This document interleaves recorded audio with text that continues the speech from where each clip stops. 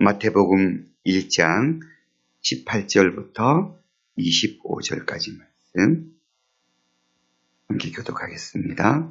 예수 그리스도의 나심은 이러하니라. 그의 어머니 마리아가 요셉과 약혼하고 동거하기 전에 성령으로 잉태된 것이 나타났더니 그의 남편 요셉은 의로운 사람이라 그를 드러내지 아니하고 가만히 끊고자 하여 이 일을 생각할 때에 주의 사자가 현몽하여 이르되 다윗의 자손 요셉아 내 아내 마리아 데려오기를 무서워하지 말라. 그에게 잉태된 자는 성령으로 된 것이라. 아들을 낳으리니 이름을 예수라 하라. 이는 그가 자기 백성을 그들의 죄에서 구원할 자이시니라 하니. 이 모든 일이 된 것은 주께서 선지자로 하신 말씀을 이루려 하심이니 이르시되 보라 처녀가 잉태하여 아들을 낳을 것이요 그의 이름은 임마누엘이라 하리라 하셨으니 이를 번역한즉 하나님이 우리와 함께 계시다 합니다. 요셉이 잠에서 깨어 일어나 주의 사자의 분부대로 행하여 그의 아내를 데려왔으나 그 아들을 낳기까지 동침하지 아니하더니 다음의 이름을 예수라 하니라. 아멘. 어제 말씀 족보에 이어서 이제 예수 그리스도의 탄생을 기록하고 있습니다. 마태복음의 예수님의 탄생 기사와 누가복음의 탄생 기사의 차이점은 마태복음의 탄생의 기사의 중심은 요셉, 아버지 요셉의 입장에서, 관점에서 기록하고 있다는 사실입니다. 이것은 어제 마태복음의 족보를 쓸 때도 예수님께서 이스라엘의 그 자손으로 오셨던 예수 그리스도를 드러내고자 했던 것처럼 누가복음 철저하게 마리아의 관점에서 쓰고 있거든요. 마리아에게 천사가 나타나서 예수가 태어날 것을 이야기하고 두려워하지 말라 얘기하고 이런 마리아와 대화하면서 예수님의 탄생 기사가 기록된 반면 철저하게 마태복음은 아버지인 요셉의 입장에서 쓰고 있다는 사실입니다. 이 또한 예수님께서 다윗의 자손으로 오셨다는 사실을 강조하기 위함이었겠죠.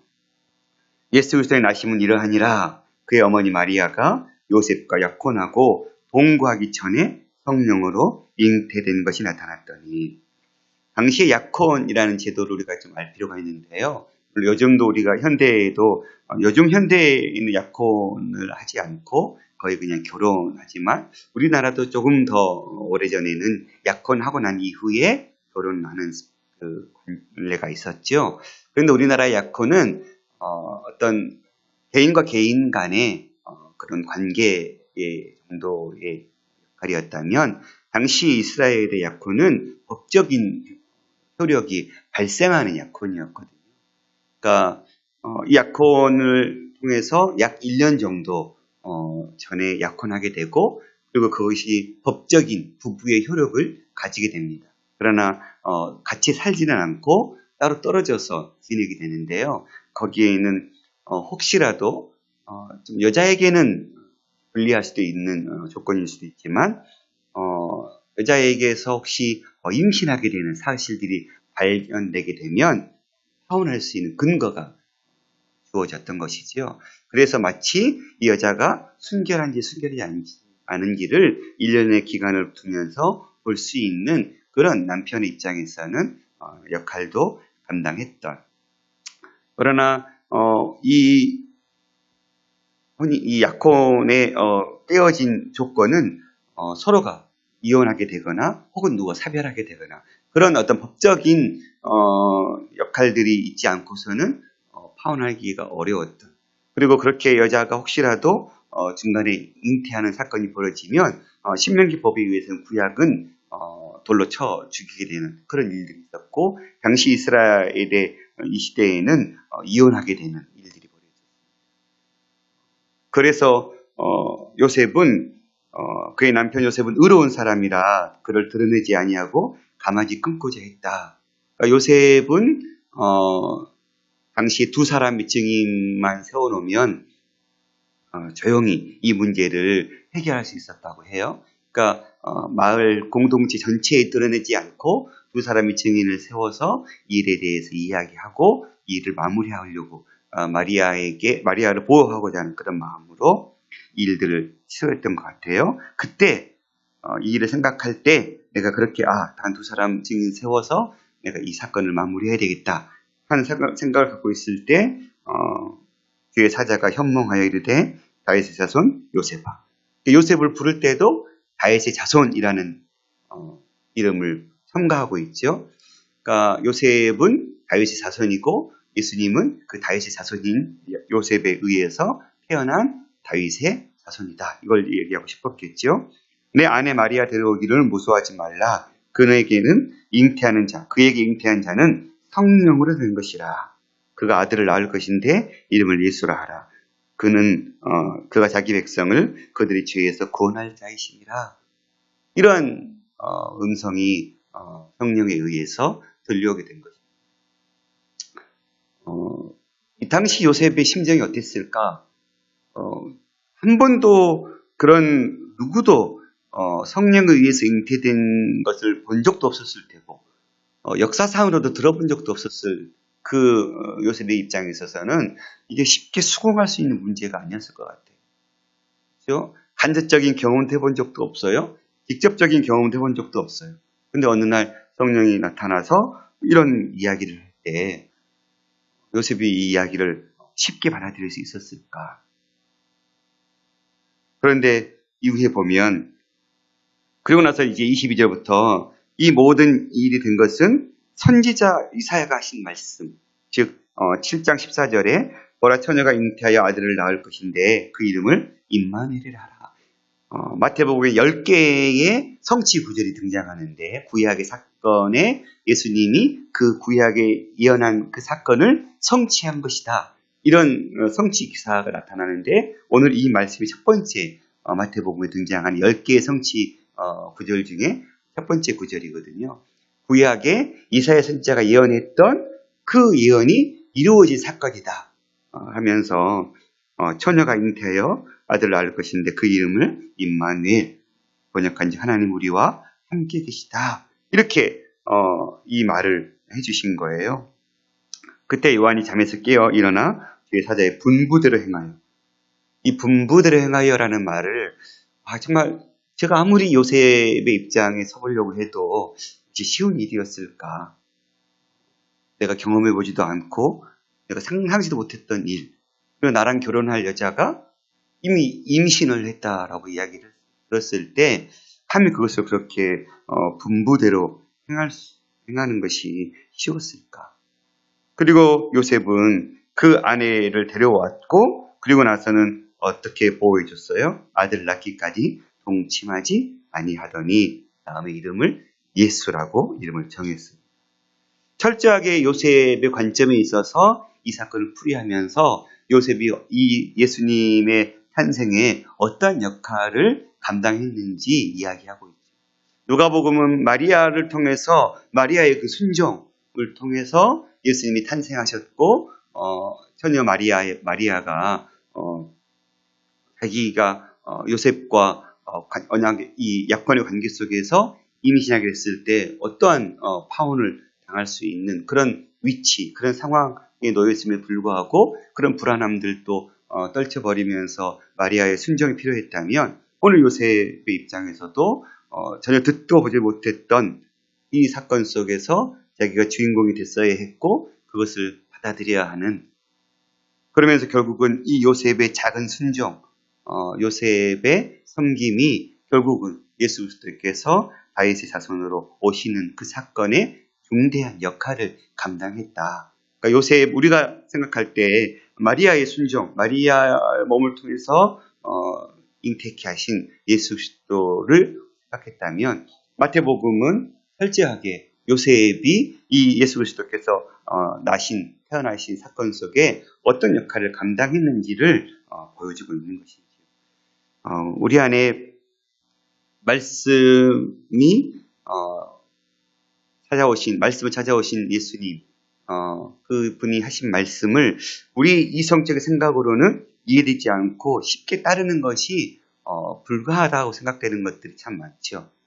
또 그것이 이성적으로는 받아들여진다 할지라도 실제적인 현실의 삶 가운데 적용하며 살아가기에는 참 어려운 일들이 참 많습니다. 오리뺨을 맞으면 왼뺨을 대야 되는, 오리를 가자 그러면 십리를 가져야 되는 예수님의 마태복음 산상수훈에 등장하고 있는 제자도의 말씀들을 우리가 삶 속에 실천하며 살아가는 것은 극히 어려운 일입니다. 참 쉬운 일이 아닌 것 같아요. 형제를 사랑하는 것, 그것도 내 이웃을 내 몸처럼 사랑하는 것, 말은 참 뱉기 쉽지만 그 말씀을 그대로 순종한다는 것은 참 어려운 믿음의 헌신이 필요한 문제입니다. 오늘 요셉은 바로 그러한 하나님의 말씀을 듣고 그 말씀에 철저하게 순종함으로 예수님께서 다윗의 자손으로 태어나셔야 했던 그 족보를 제공해주고, 또 예수님께서 마리아의 품 안에서, 마리아의 몸 안에서 건강하게 태어날 수 있도록 또 보호해준 역할, 울타리 역할을, 법적인 보호 또 육체적인 보호까지도 요셉은 마다하지 않고 보호하고 있는 그런 모습도 우리에게 보여주고 있는 것이죠. 오늘 우리의 삶 속에 이해되지 않고 순종하기 어려운 하나님의 말씀이 찾아오고 묵상되어지고 깨달아질 때 우리도 요셉과 같은 이러한 순종의 모습들이 얼마나 있는가 우리가 돌아보면 좋겠습니다. 어려운 일이지. 어떤 면에서는 정말 고통스러운 일일 수도 있을 거예요. 그냥 현실 속에서 쉽게 적용하고 실천할 수 있는 것은 누구나 할 수 있는 것이죠. 그러나 이성적으로 생각하더라도 받아들이지 않고 현실적으로 적용하더라도 너무너무 괴롭고 고통스러운 문제들에 있어서는 우리는 참 연약하다는 것을 밖에 없는 것 같습니다. 그래서 나도 요셉처럼 이러한 말씀이 찾아올 때, 이러한 순종이 필요할 때 순종해야지 결단한다고 그것이 이루어지지는 않는 것 같아요. 그래서 더 말씀을 묵상하면서 성령의 도우심이 참 필요하구나. 나는 정말 성령의 도우심 없이는 하나님의 말씀 한 절도 성취하고 그 말씀대로 순복하고 순종할 수 있는 사람이 아니구나. 나는 본질적으로 하나님의 말씀을 등지고 그 말씀을 역행해 가서 살아가는 것이 훨씬 더 편한 인생이구나 라고 깨달을 수밖에 없었습니다. 사랑하는 성도 여러분, 저 여러분이 오늘도 주님은 이렇게 말씀에 순종하는 자들을 통해서 하나님의 역사, 하나님의 일들을 일어나고 계시는 줄 믿습니다. 그래야 할 때에 이때에 하나님께 찾으시는 그 순종의 사람, 하나님께서 우리를 통해서 하나님의 일을 하시고 자실 때 기꺼이 우리의 삶이 주님께 드려지고 우리의 그 헌신된 삶을 통해서 하나님의 역사가 이루어지는 그런 일들의 그 현장 속에 저희가 있었으면 좋겠습니다. 남들이 주의 손에 쓰임받고 있는 그때에 구경만 하는 구경자가 아니라 우리의 헌신과 수고, 우리의 믿음으로 서는 그 행위를 통해서 나를 통해 내 가정이, 내 주변이, 내가 섬기는 교회가, 내 나라가 변화되어진 그 작은 일에 쓰임받는 그런 헌신된 하나님의 순종의 자들이 되었으면 좋겠습니다. 오늘 주님은 우리에게 무엇하기로 오셨습니까? 자기 백성을 자기들의 죄에서 건져내게 해주시기 위해서 오신 분. 우리와 함께 임마누엘을 해주시기 위해서 오신 분. 우리 주님은 자기의 모든 하늘 보좌를 버리고 그 신적 지위를 다 버리고 아들 예수로, 인간 예수로 이 땅에 오셔서 우리와 함께 우리의 모든 죄를 아담으로부터 이어지고 있는 그 누구도 자기 죄의 문제를 해결할 수 없는, 그래서 결국은 죽을 수밖에 없는 그 죄인된 우리를 살려내고자 그 자리를 버리시고 이 땅에 비하하셔서 내려오셨어요. 스스로 자기를 버리고 이 땅에 오셨던 예수님. 그리고 그 예수님께서 오셨던 이유는 우리와 함께하기 위해서 오신 예수님. 오늘도 그 예수님이 우리와 함께 계시기 때문에 그 예수님 우리가 기억하고 인지하고 그 예수님과의 친밀한 교제 가운데 우리가 날마다 살아간다면 그렇게 주님께서 우리에게 오셔서 하셨던 이 말씀들에 대한 순종의 힘들이 우리에게 주어지지 않을까. 그래서 역시 우리는 주님만 바라보고 주님 안에서 머물 때 진정한 파워, 진정한 능력이 주어지는 인생입니다. 예수님 안에 머물 때 우리는 그 말씀에 순종할 수도 있고 우리는 예수님의 그 향기를 바랄 수도 있는 것입니다. 그러나 우리가 예수님을 등지고 예수님과 함께 깊은 교제의 삶이 아닌 그저 어떤 종교적인 삶 가운데만 머물러 있다면 우리는 당연히 하나님의 말씀에 순복할 수 있는 능력도 없을 것이고, 그리고 그렇게 순종하지 않음으로 인해서 우리를 통해서 하나님의 역사는 드러날 수 없다. 너무나 분명한 사건을 성경은 우리에게 이야기해 주고 있습니다. 저와 여러분이 우리와 함께하기 위해서 오신 예수님, 그 예수님과 날마다 매 순간 어디에 가든지 어디에 있든지 동행하면서 하나님의 말씀에 순종함으로 우리를 통해서 주님의 역사가 지금도 일어나는 그 역사의 믿음의 현장 속에 쓰임받는 복된 삶이 될 수 있기를 간절히 소망합니다. 기도하겠습니다. 살아계신 아버지 하나님 감사합니다. 요셉의 순종, 듣도 보지도 못했던 사건의 현장 속에 서야 했던 그러나 이해되지도 않고 받아들여지기 참 힘든 그 모든 하나님의 말씀을 그는 믿음으로 순복함으로 예수 그리스도께서 이 땅에 오시는 법적인 울타리가, 또 육체적인 울타리가 되어주셨습니다. 저는 우리도 오늘날 살아계신 하나님의 말씀, 오늘도 찾아오셔서 우리를 통해서 역사하고자 하시는 아버지의 뜻 앞에 철저하게 순종하고 순복함으로 하나님의 뜻을 이뤄내는 당신의 자녀들 될 수 있도록 붙잡아 주옵소서. 그러나 이 모든 것이 우리의 결단과 헌신으로 감당할 수 없는 것 주님 아십니다. 우리가 늘 예수 그리스도 안에 머물게 하여 주시고 예수님과 늘 함께 함으로 인하여서 하나님 그 힘을 부여받아 주님 오늘 또 작은 헌신과 수고로 그리고 하나님의 그 헌신된 그 삶으로 우리를 통해서 예수 그리스도의 그 십자가의 향기가 하나님 우리 가정과 이웃과 열방에 뿜어져 나가는 그러한 믿음의 현장 속에 쓰임받는 인생 될 수 있도록 붙들어 주옵소서. 주님 오늘 신년 세미나를 마치고 돌아오는 날입니다. 하나님 멀리서 이곳까지 운전하고 올 때 운전자들을 지켜주시고 안전사고 일어나지 않도록 붙들어 주시옵소서. 오늘 이 새벽에 주님 기도의 제목을 붙들고 나왔습니다. 주님께서 응답해 주시고 의로운 팔로 하나님께서 함께하여 주시옵소서. 모든 말씀 예수 그리스도 이름으로 기도드리겠습니다. 아멘.